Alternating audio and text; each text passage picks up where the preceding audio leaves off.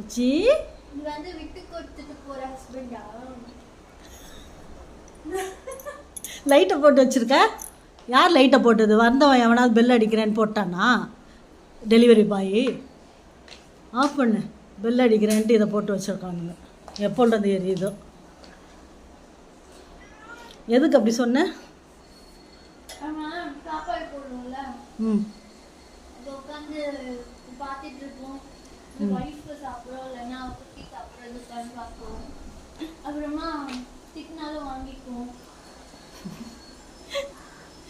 அதோட இன்னொரு பக்கம் சொல்ல மாட்டேங்கிறியே.